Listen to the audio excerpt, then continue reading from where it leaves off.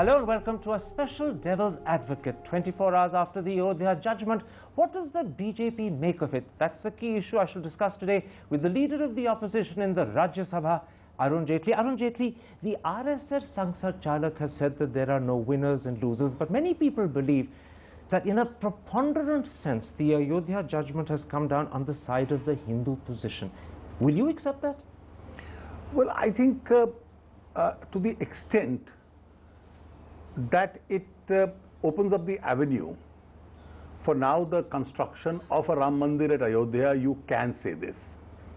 But the manner in which the judges have framed the judgment and they've addressed the issues, and all three have a different approach in which they've done it, I think this whole restraint which is being exercised by various sections, don't look at winners or losers. It's an issue which requires to be resolved. And this judgment perhaps lays a possible framework for moving ahead.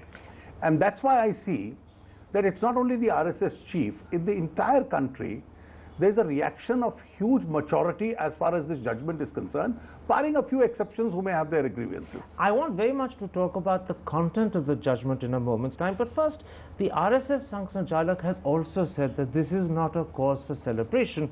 But when L.K. Advani says that the judgment has laid the way for a grand temple, he sounds to many people celebratory, even triumphal. So that I must say, even the RSS chief said that don't go out of control and start celebrating.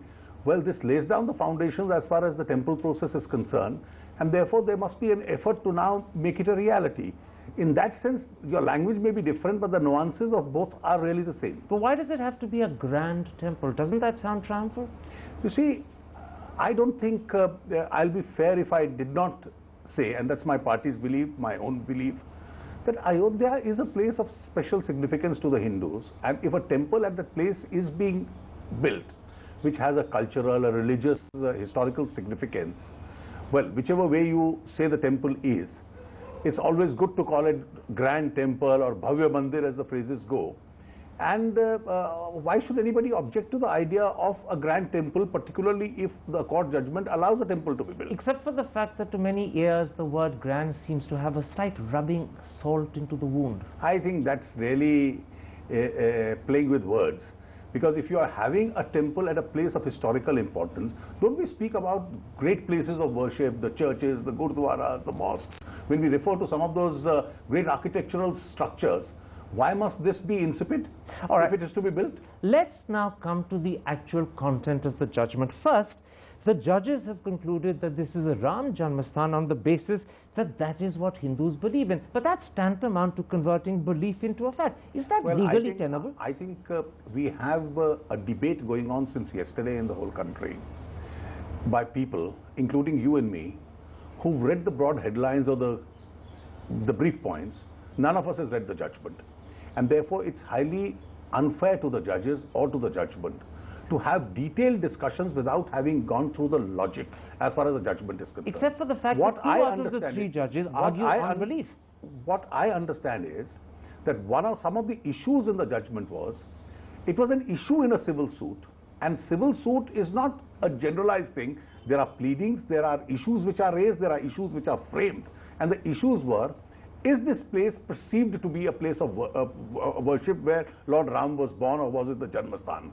Now this perception itself was the issue, and this having been framed as an issue, both parties have led evidence and addressed arguments. The judges are bound to answer it. You're being slightly clever in your explanation, because they didn't simply say that this place is perceived as an issue. They went on to argue that the perception has actually converted into a fact. I don't think either you or I have read even 500 pages of the judgment, forget the 8,000 words.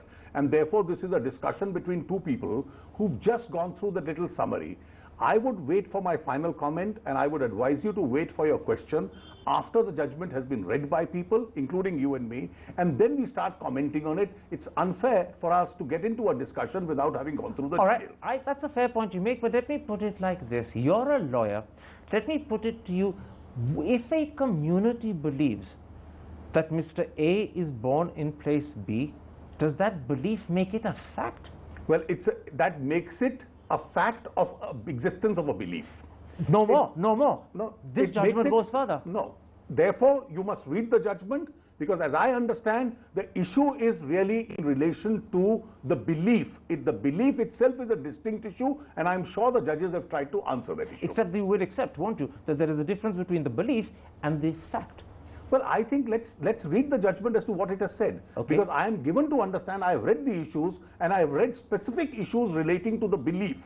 Parties have addressed each other, the court, on the existence of a belief, and therefore the judges have answered it. Let's not have a discussion which is devoid of the basic information. That's the text of the judgment. A second part of the judgment is that the judges have concluded that the mosque was built upon a previous structure, which they say was a Hindu temple. But that means that they've accepted without questioning an ASI report which is highly disputed and considered by many top historians to be questionable. Well, the views of those historians may be questionable. Ultimately, in a democratic society which is governed by constitutionalism, you can't have convenience as constitutionalism. You have a system where the court appoints the ASI as an agency. Some left of center historian is not the ASI. The ASI in turn hires the best international experts. What is the evidence that they have? They have plaques which was recovered immediately upon the demolition of the disputed structure by the ASI. They have pillars which have been recovered and material which has been recovered by the ASI. Then you had ASI hire an international, I'm told a Japanese agency, which did various other studies by digging into below the surface and finding out was there an existing structure below the surface. They did laser studies. Now they did laser studies. Now if all these studies, now I'll just place the evidence before you, because I've been seeing some adverse comments coming from vested interests, come to a conclusion and a conclusive report is given. It is disputed as long as the report doesn't come. Once there is cross-examination, now please allow me to complete, on that report, once you grill the ASI for days together and the judges give their opinion, it is no longer disputed, subject to the right of appeal, then that becomes a fact. An historian is entitled to criticize the judgment, but India will be governed by a judgment delivered by a court and not the opinion of some politically inclined historian.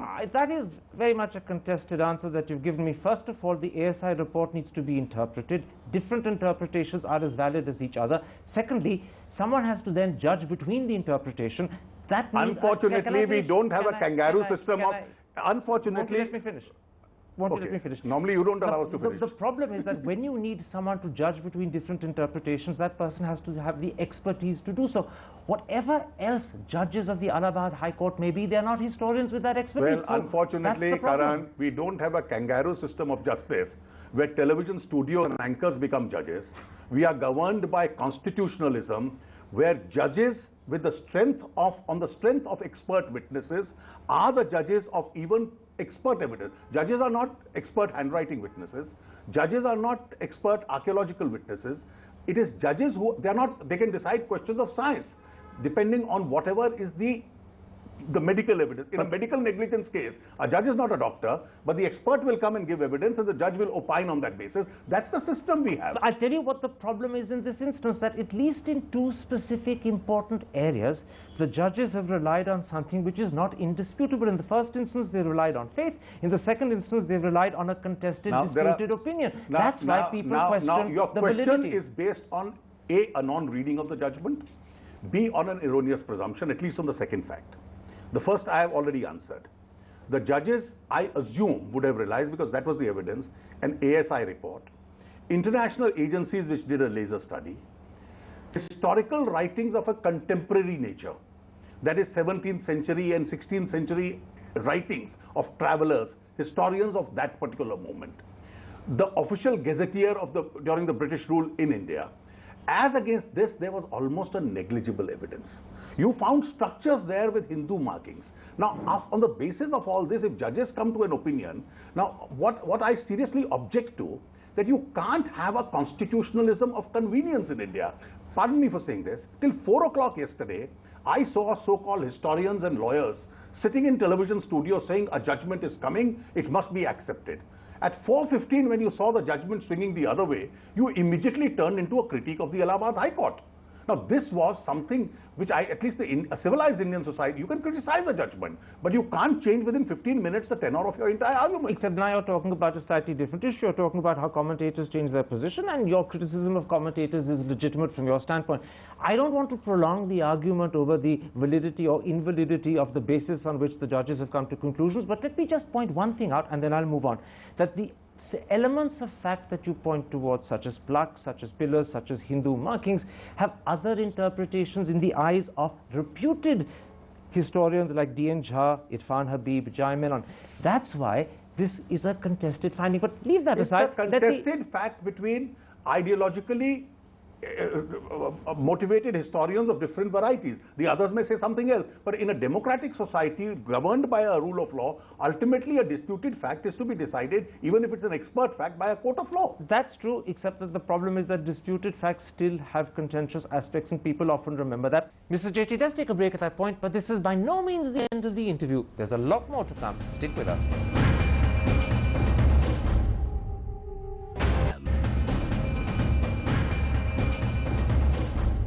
Welcome back to Devil's Advocate and an exclusive interview with the leader of the opposition in the Rajya Sabha, Arun Jaitley. Let's change tack and come to a different aspect of this judgment. The judges have dismissed the Sunni Waqf Board petition on the grounds that it was time-barred. They've recognized the site as the Ram Janmasthan. They've also said that, in fact, the mosque was built upon a Hindu temple. And yet, instead of handing the site entirely to the Hindus, they've chosen to split it into three equal parts. I put it to you that their findings mismatch with their conclusion. Well, let me tell you, I have not read the basic logic they have arrived at. Maybe even I, from a different point of view, may like to contest that logic. But it is quite possible for a judge, having dismissed that suit, come to an alternative finding, and I'll tell you how. The judge dismisses the Sunni Waqf Board suit on the grounds of limitation. The suit is not maintainable. Then it goes to the suit filed by the deity and says, there are no original title documents produced by any one of you three. And they can't be. No, they can't be. But possession for centuries is with all three.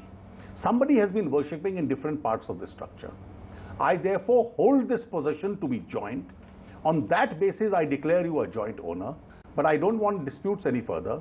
I pass a final decree of joint ownership of 1/3 each. But it's a preliminary decree how this 1/3 is to be partitioned. So in the deity's suit, having dismissed the Sunni Waqf Board suit on limitation, the court was perfectly entitled to come to this view. Maybe those appearing for the deity would still be entitled to say, having come to that conclusion, it should have given it to us entirely. But if the court came to an alternative view, it is not that as though it is some fanciful view, it is a plausible view, which on given facts may be possible. Somebody is entitled to come to an opinion that this should not have been done. This ground will be gone into I'll tell you why I raised this issue. Many people have come to the personal conclusion that there is a strong element in the solution proposed by the judges of reconciliation, of compensation, of compromise. Are you, Arun Jaitley, and the BJP in agreement with that sentiment? Well, I don't think I will give a final opinion without having read the judgment. We have only made a limited comment that this judgment is a step forward in the construction of the temple. This judgment also lays down the foundations which, if it takes us on that track, will improve inter-community relations in India. It will also add to India's integration as a nation. That's a sufficient hint enough which we have given. But I must say that I found reaction of a large number of friends belonging to the minority community on television, which were also positive. I've spoken to a number of them. But however, there are some, both in the civil society as also in the political domain, who want to continue an Indian minority living in fear. They seem to be more disturbed than the minorities themselves. Okay, that again is your personal opinion, but let me tell you one of the problems with the three-way split in the land. How can you build a grand temple on 1/3 of the land? Well, I am not a great votary of giving it three ways. But assuming the court at some stage says, and that's the end of the dispute, you must leave it to the wisdom of people to work out solutions. There is a Supreme Court still which is awaited. There are parties which will be open to negotiations. And I think the resilience of Indian society is how to do it, the society will work it out. Without reading the judgment, in a 10-minute interview, you and I can't decide how it will be done. But there are cases in the world where it has been done. It's not impossible. It will be, or the court leaves an opportunity. If it can't be done here, for the mosque, give a land elsewhere from amongst the acquired land of the government. Therefore, court has various pragmatic options. But the court, therefore, has phrased it in a manner, it doesn't add to tensions, it dilutes tensions in India. Except for the fact that there is a second level of problem. After all, on the 1/3 given to the Sunni Waqf board, they are free to do what they want. Would you be happy if they choose to build a mosque adjacent to the Ram Janmastan and adjacent to your grand temple? Who has thought in details of all this so as to comment? And one is not going to give some quickie reactions to bizarre or absurd or hypothetical situations. But this is not bizarre, it's not even hypothetical, it could actually happen. Well, when it happens, we'll react to it. But today we are at an interim stage where the High Court has decided and given a particular roadmap. Parties are likely to move to the Supreme Court. Parties are also likely to sit for negotiations. And don't forget, in the course of all this, what is the future course? Let's trust the majority of the parties and of the Indian society. Now, the Allahabad High Court has itself said that the status quo will be maintained for 3 months because they want to give the three parties time to work out amongst themselves how the 1/3 division of the land will happen. Do you think that's actually likely, or is it a tall order? Well, I think all options will be explored by parties. If parties sit together and the government facilitates that, I think it will be a good situation. Should the government facilitate it? Well, I think there is a role of the state in resolving issues also. The court itself, the appeal court itself can do it. After all, the Supreme Court is going to be the appeal court as far as this is concerned. Courts also try and bring about full and final justice between the parties, and therefore there are various opportunities.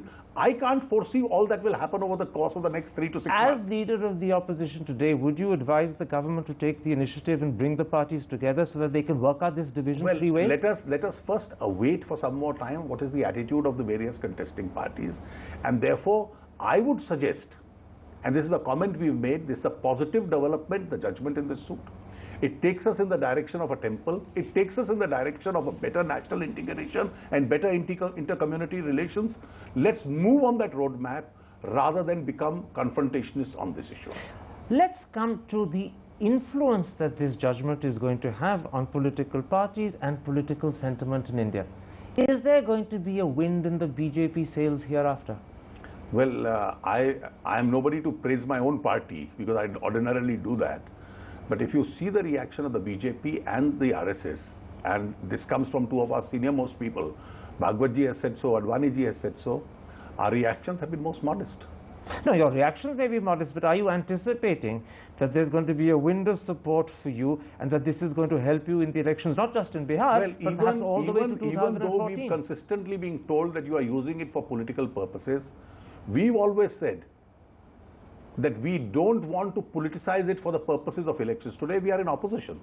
Can you resist doing so? Well, you see, there is a dynamics of politics. Today we are in opposition. And even then, if we succeed in having the temple built, it's certainly a great pleasure, but we'd not like to link it to any particular election. So even if your rhetoric may not be celebratory and triumphant, you do sense in your heart that there is a wind of support behind you. I think there are a very large number of people who are relieved, who are happy, if not rejoicing. Some people may want more on either sides. But at the same time, as I said, we've reacted with a great sense of maturity. India has probably reacted with a very great sense of maturity. Will the BJP now, in a more formal, upfront way, revive the Ayodhya and Ram Mandir issue? You've downplayed it for many years. Will it now come to the forefront? Well, there are some issues which remain relevant.